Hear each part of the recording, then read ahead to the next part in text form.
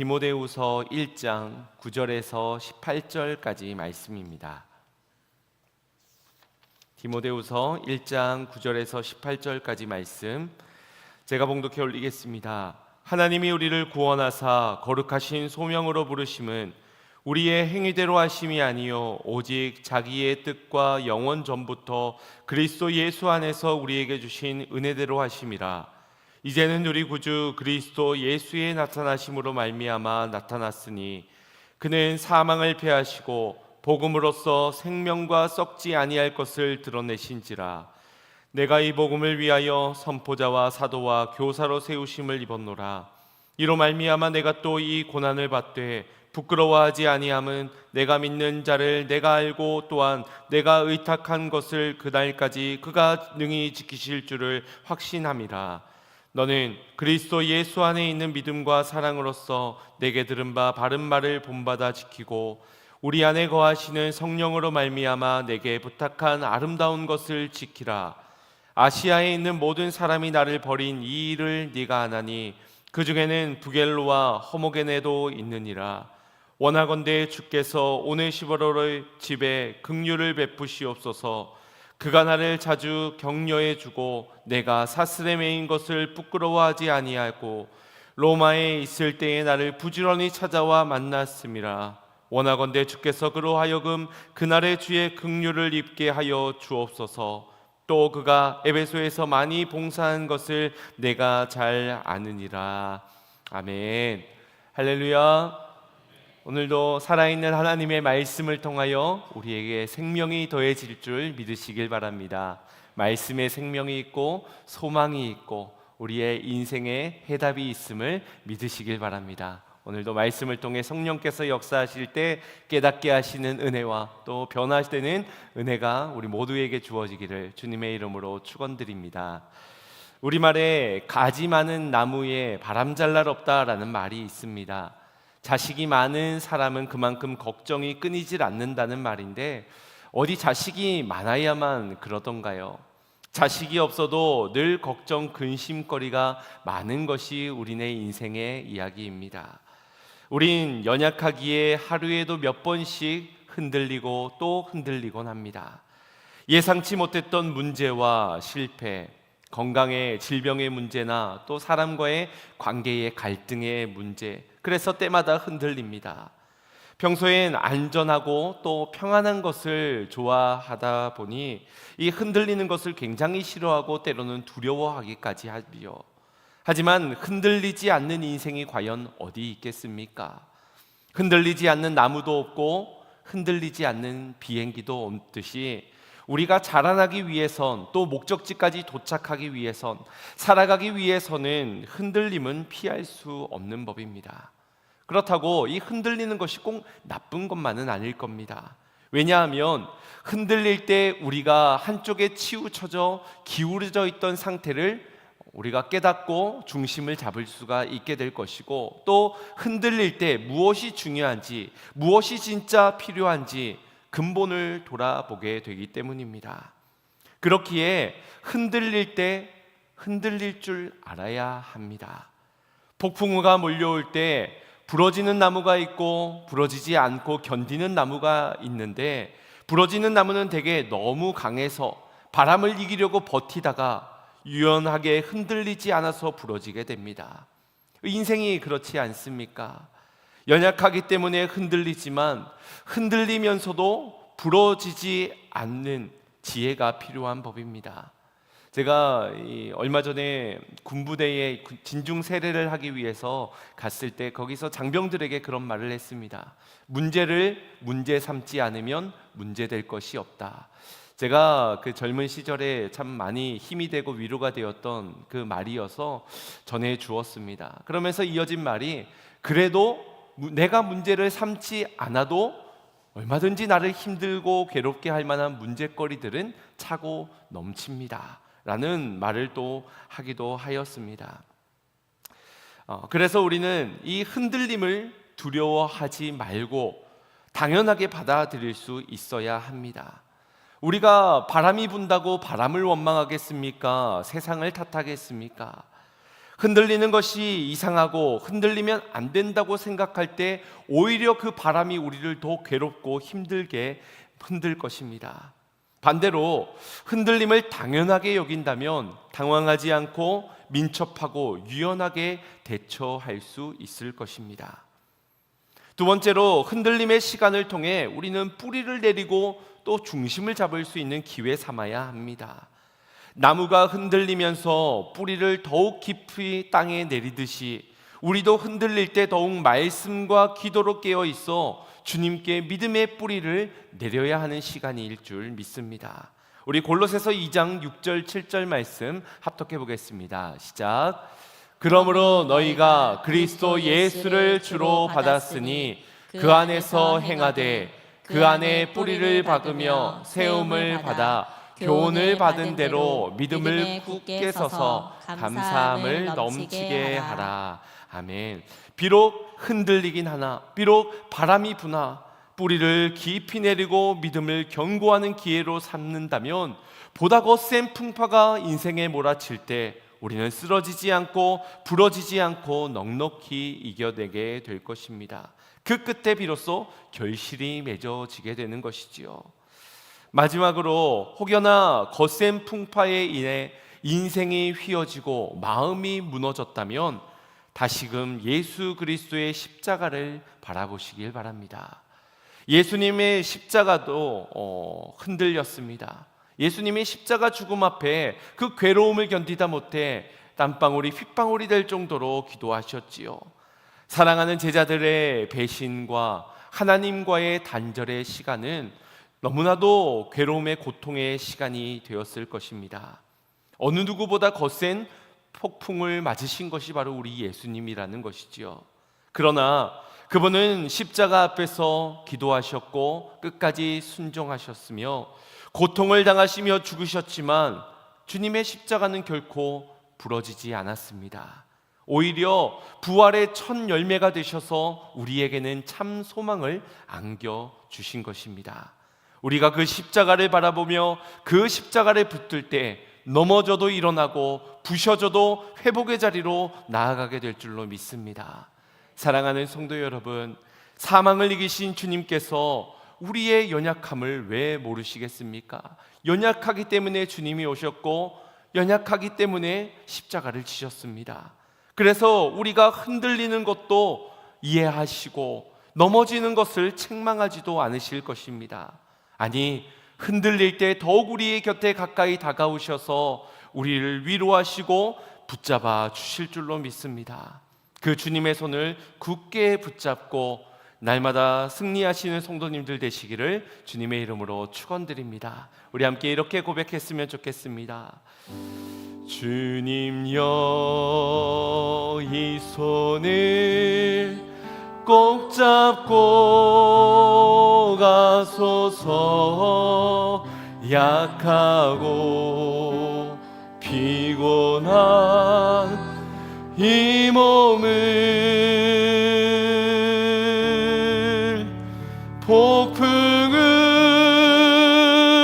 감싸 해치사 빛으로 손잡고 날 인도하소서. 인생이 지치고 인생이 힘들고 고난이 겹칠 때에 주님여 날 도와 주소서. 외치는 이 소리 귀 기울이시사 손잡고 날 인도하소서. 외치는 이 소리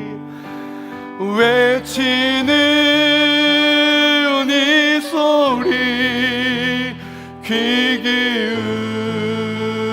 기울이시사 손 인도하소서.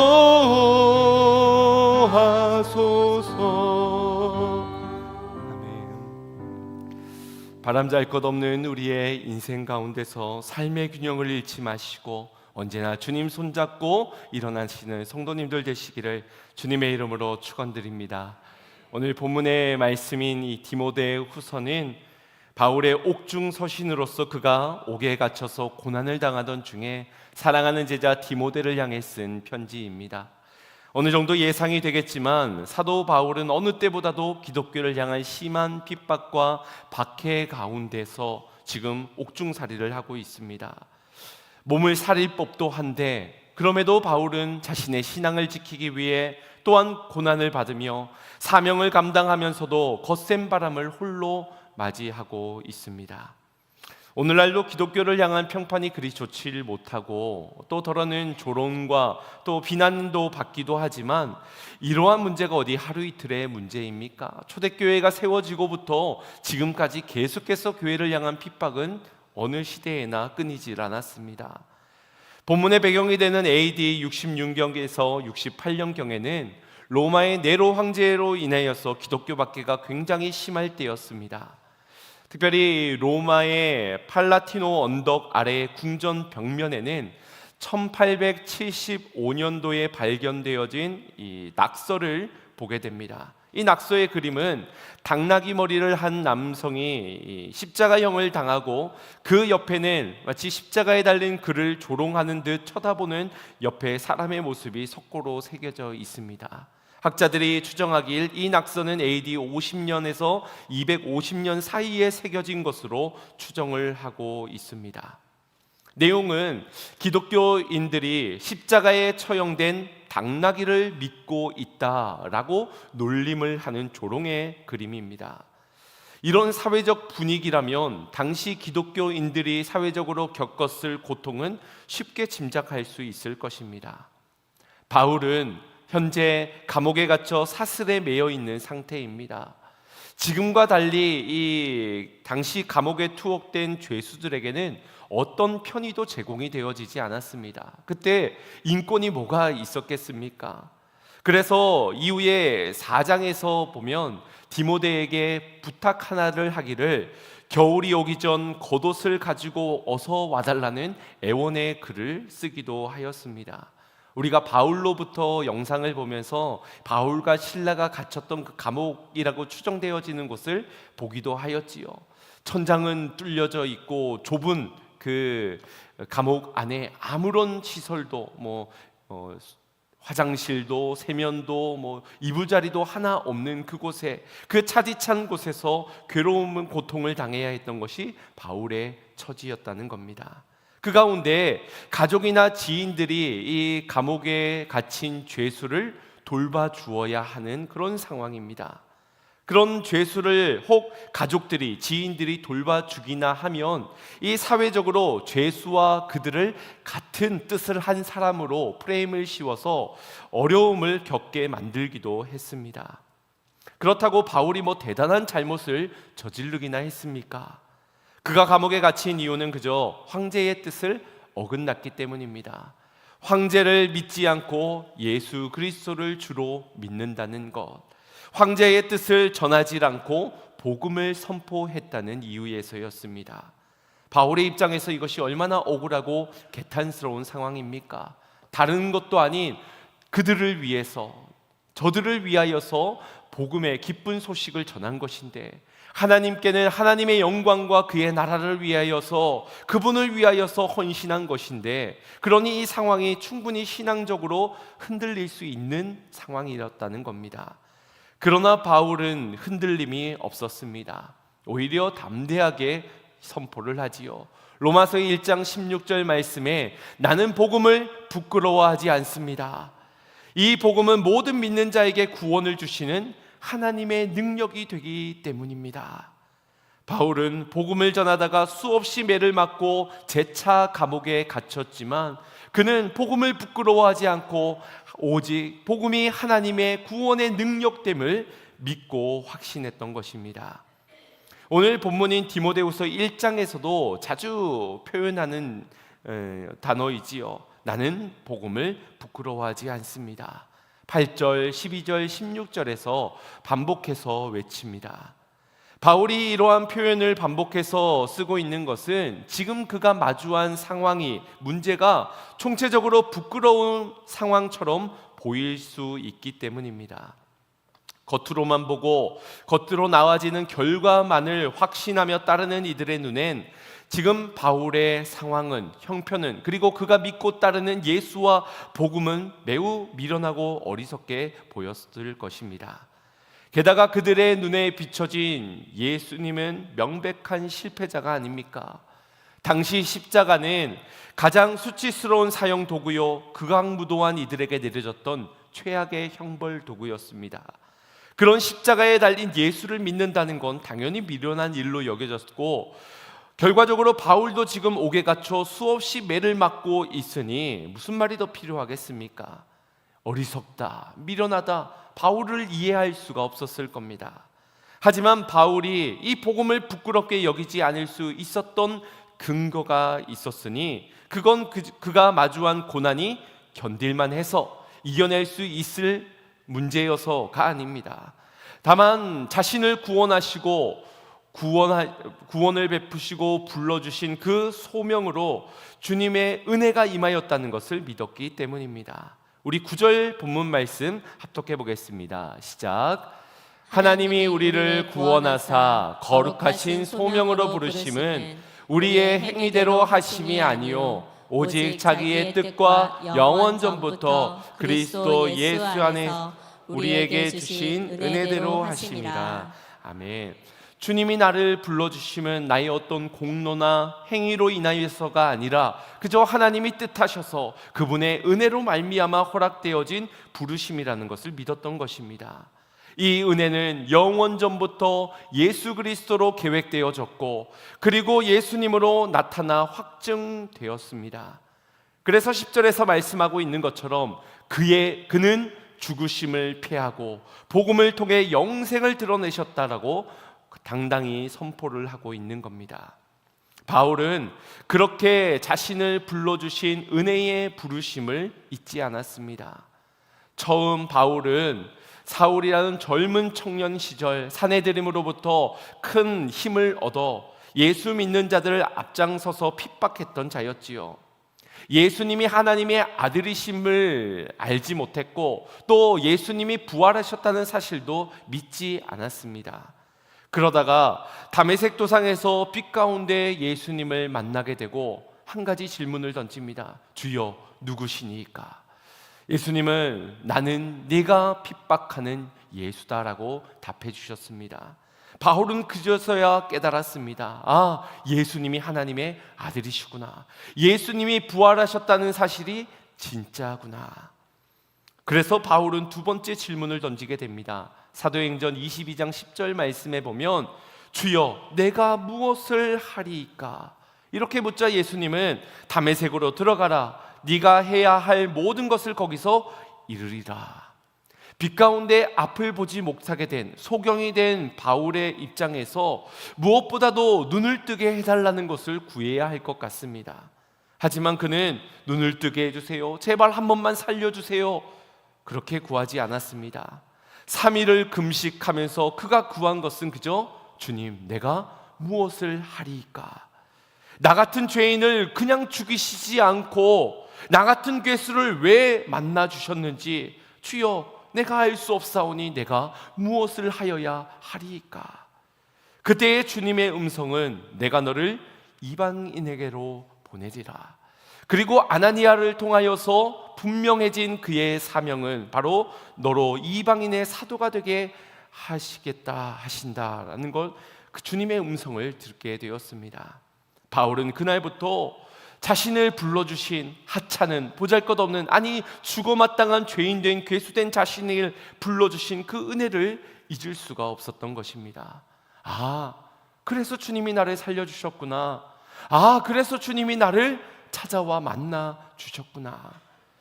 맡겨주신 사명을 가슴 깊이 새기고 나니 복음 때문에 고난을 당해도 매를 맞고 재차 감옥에 갇혀도 복음을 부끄러워할 수가 없었던 것입니다. 흔들리지 않을 수 있었던 이유인 것이지요. 바울은 하나님의 부르심이 얼마나 영광스러운 것인지를 알았고 그 은혜의 사명을 감당하다 감옥에 이르게 되었더라도 조금도 후회하지 않았습니다. 우리 그의 고백을 한번 들어봅시다. 11절 12절 말씀입니다. 시작. 내가 이 복음을 위하여 선포자와 사도와 교사로 세우심을 입었노라. 이로 말미암아 내가 또 이 고난을 받되 부끄러워하지 아니함은 내가 믿는 자를 내가 알고 또한 내가 의탁한 것을 그날까지 그가 능히 지키실 줄을 확신함이라. 아멘. 여러분, 확신이 있는 사람은 흔들리지 않습니다.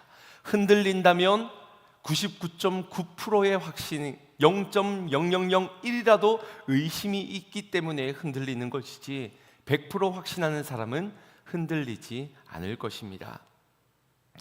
더 이상 복음으로 인해 고난을 두려워하지 않을 수 있었던 이유는 그가 이 확신, 주가 나를 지키실 것이라는 확신이 있었기 때문입니다. 사랑하는 성도 여러분, 부르심을 위해 기도하시길 바랍니다. 하나님이 나를 불러주시고 찾아와 만나주시고 맡겨주신 그 사명을 알고 깨닫기 위해 여러분 기도하시길 바랍니다. 우리가 구해야 할 것은 돈이나 명예나 권력이나 건강이나 세상에서의 성공이 아니라 나를 왜 살려주셨는지, 나를 왜 이 땅에 머물러 두게 하셨는지, 그분의 뜻, 나를 향한 그분의 마음을 깨닫는 것입니다. 소명을 놓치고 사명을 잃어버리면 흔들릴 수밖에 없는 인생. 그러나 소명을 기억하고 사명이 있는 한 어떤 것으로도 우리를 흔들 수 없을 것이며 흔들리지 않을 줄로 믿습니다. 사명 따라 부르심을 기억하며 순종하며 살아가는 모든 성도님들 되시기를 축원드립니다. 그 다음 우리가 이 귀한 사명을 감당하기 위해 주님이 주신 귀한 선물이 있습니다. 그것이 첫 번째는 은혜를 아는 믿음이었다면, 소망을 향한 우리의 사모함이었다면, 그 다음은 바로 귀한 동력자들과의 만남의 축복입니다. 그래야 흔들리지 않고 이 사명을 끝까지 견뎌내고 걸어갈 수 있기 때문이지요. 바울은 이 전도자의 길을 혼자 걷는다 생각지 않았습니다. 그래서 1차 전도 여행에서부터 그는 함께 바나바와 동행하고 또 요한과 함께 동승하고 여러 후원자들과 동력자들과 함께 그 길을 걸어갔던 것입니다. 디모데 역시 부르심의 은혜를 입고 복음을 맡은 자로서 함께 복음을 전해야 하는 동력자로 바라보았습니다. 여러분, 이게 바울의 입장에서는 굉장한 부분입니다. 왜냐하면 바울이라는 사람은 당대에 사람들로부터 교회를 세우고 복음을 전하고 수많은 사람들을 주께로 인도했던 기독교의 지금까지도 역사상 최고의 전도자 아닙니까? 그런데 디모데는 누구입니까? 이제 갓 목회자가 된 연소한, 경험도 없고 어떤 실적도 없고 어떤 실력도 아직까지 부족한 그러한 자입니다. 그러나 하나님의 나라를 위해서 주님의 부르심을 받은 그를 동력자로 인정하고 세워준다는 것, 이것은 쉽지 않은 일입니다. 그렇기에 자신이 갇힌 자 된 것을 부끄러워하지 말고 복음을 위해 고난에 함께 동참하라는 권고까지를 하고 있습니다. 이러한 권면도 쉽지가 않습니다. 왜냐하면 듣는 이도 부담스러운 말이겠지만 전하는 이에게도 상당히 편치 않은 말이기 때문입니다. 아들같이 소중한 이에게 배신이 난무하는, 때로는 나처럼 매를 맞을 수도 있고 감옥에 처형을 당할 수도 있고 상처받을 수도 있는 이 고난의 길을 초청한다는 것 쉬운 일이 아니지 않습니까? 더욱이 지도자 바울이 투옥되면서 바울 곁에 머물러 있던 사람이 하나둘씩 떠나고 있는 상황에서 교회는 또 얼마나 어려웠을까요?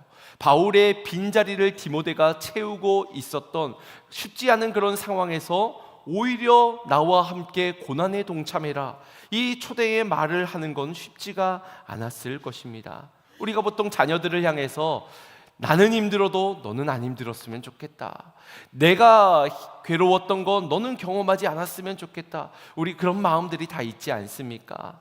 너는 조심하라고, 너는 그러지 말라고, 너는 좁은 길을 걷지 말라고 그렇게 말해주고 싶은 것이 인간적인 생각입니다. 그러나 바울은 무엇이 진리인지를 알았고 어디에 영광이 있는지를 알았습니다. 다메섹에서 빛 가운데 예수님을 만날 때 그의 눈에서 비닐이 벗겨졌다라고 말씀하고 있지요. 그의 눈에서 비닐이 벗겨지는 순간 영원한 것과 영원하지 않은 것, 육에 속한 것과 성령에 속한 것을 구별할 수 있게 되었습니다. 비로소 예수 그리스도를 아는 지식이 가장 고상한 것이요 복음 외에 예수 외에는 모든 것을 배설물로 여길 수 있는 믿음의 시선이 띄어지게 되었던 것입니다. 그렇기에 디모데에게 전하지 않을 수 없었던 겁니다. 진리이기 때문에, 100% 확실하기 때문에, 그리고 디모데를 너무나도 사랑하기 때문에. 사랑하는 여러분, 당장 눈앞에 닥친 불편과 고난 때문에 이 좁은 길, 그러나 생명의 길을 포기하거나 절망해서는 안 됩니다.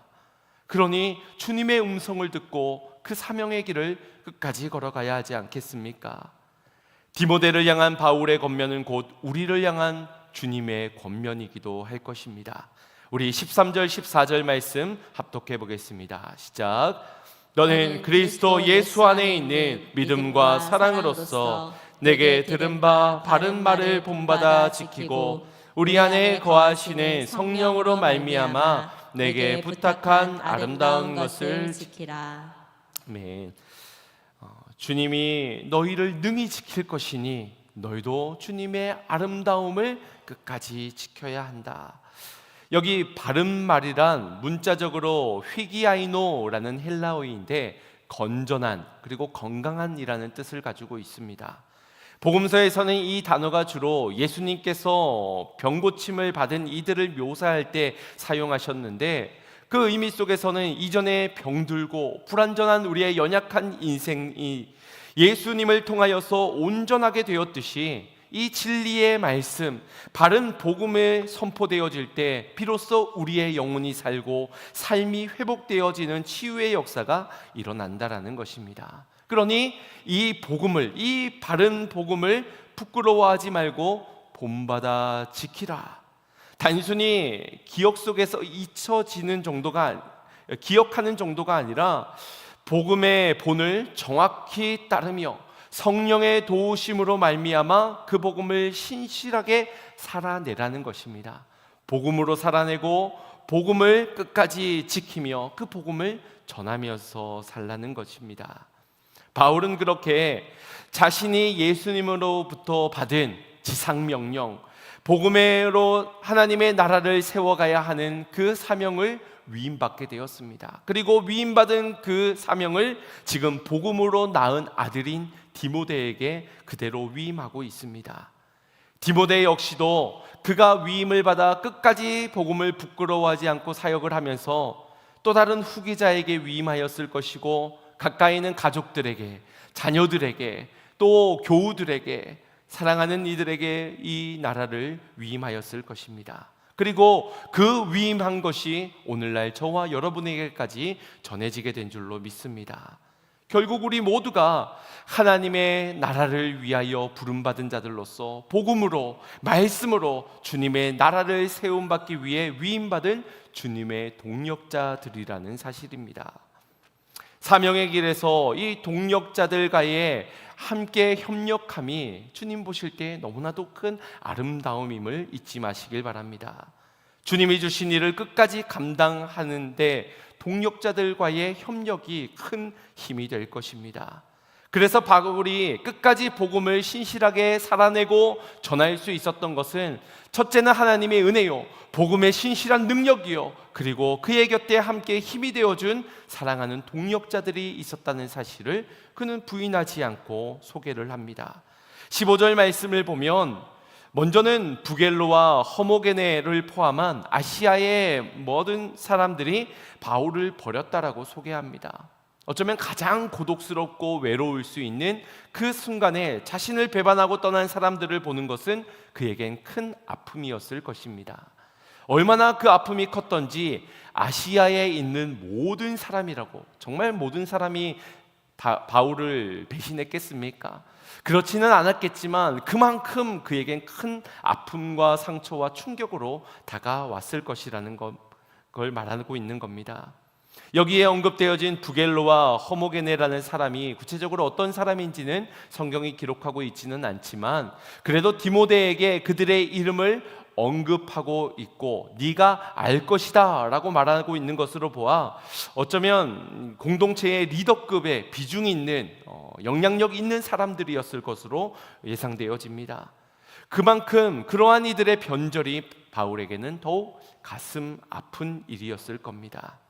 그러나 상처에만, 아픔에만, 슬픔에만 머물러 있다면 결코 한 걸음을 내디딜 수가 없습니다. 사명을 감당하기 어렵다라는 겁니다.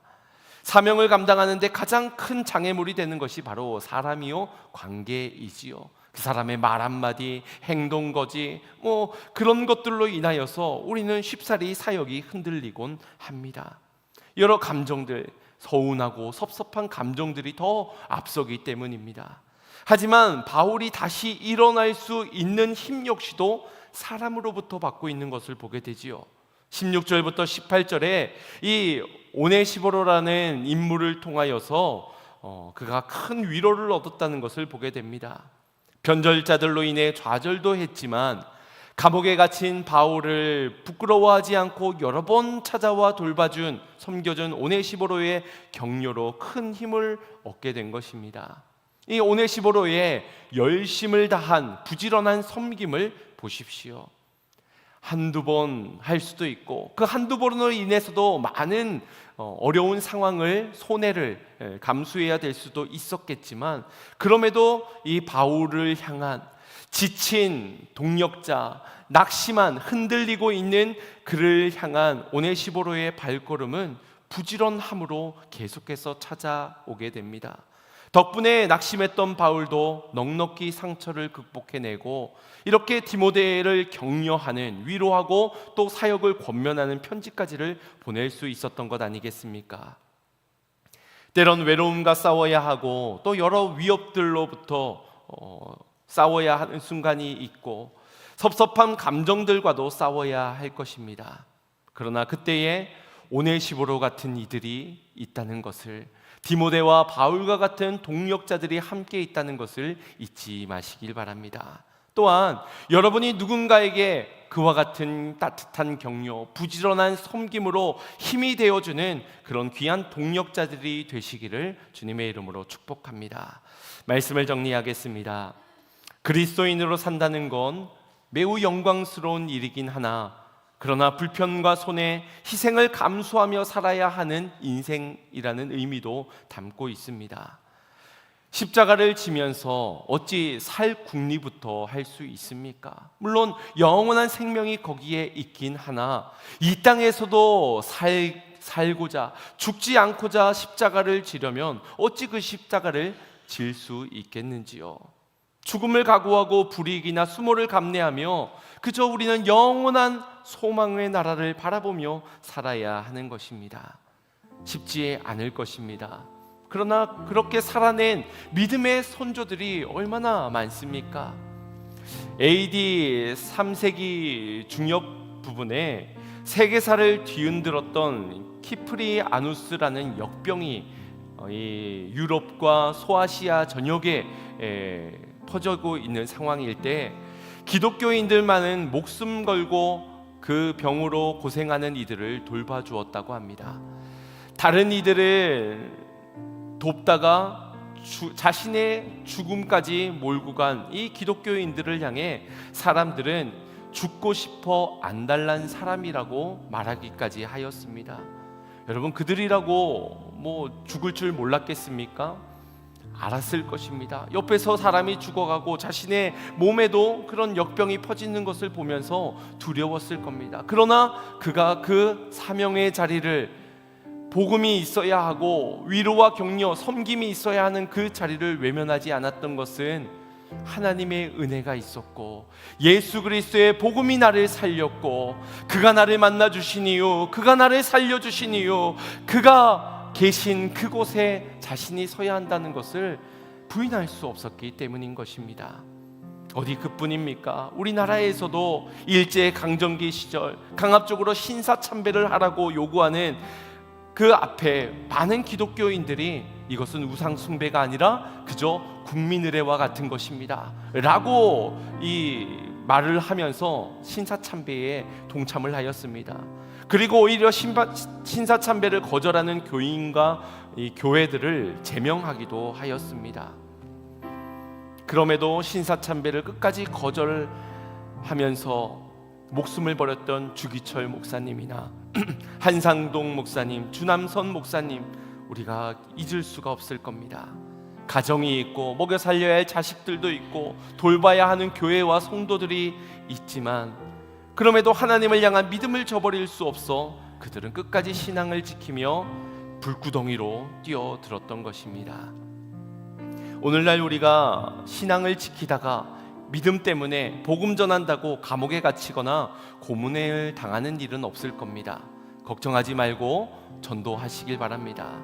그러나 만약 우리가 복음을 부끄러워한다면, 예수님을 자랑하지 않고 산다면 지킬 것이 이 믿음이 아니라, 이 복음이 아니라, 이 아름다운 것이 아니라 그저 내 수중에 들어온 돈, 권력, 명예, 사람과의 관계, 안락함과 편안함, 어떤 손해도 희생도 감수하지 않으려고 한다면 세상에선 부끄러움을 당하지 않을 줄 모르나 하나님 앞에선 반드시 부끄러움을 면하지 못할 것입니다.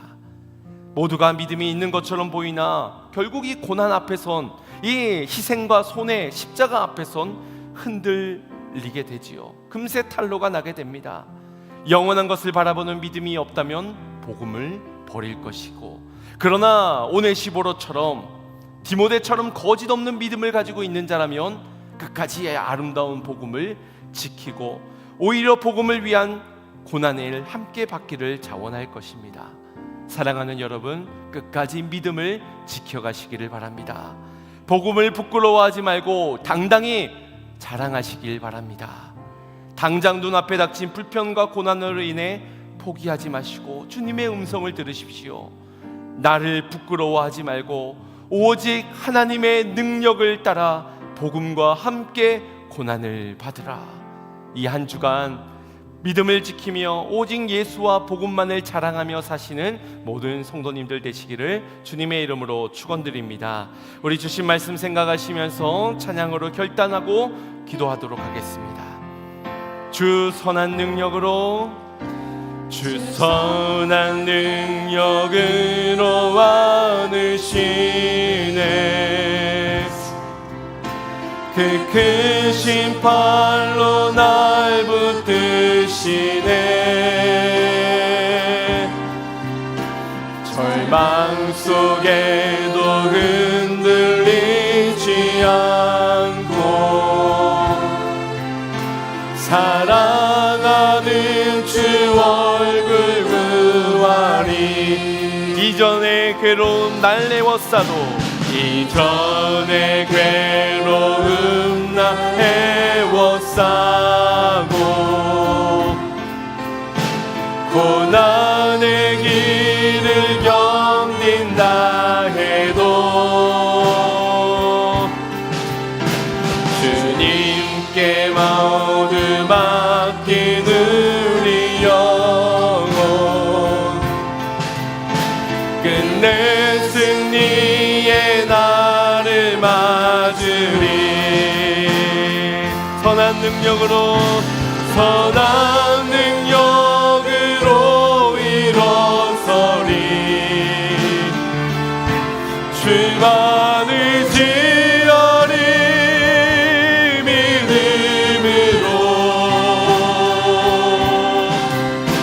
우리 고대 안에 들어오실 그날 영광의 새 날을 맞이하리. 주님이 마신 고난을, 주님이 마신 고난을 승산이 우리도 감사하며 받으리. 주님의 남은 곳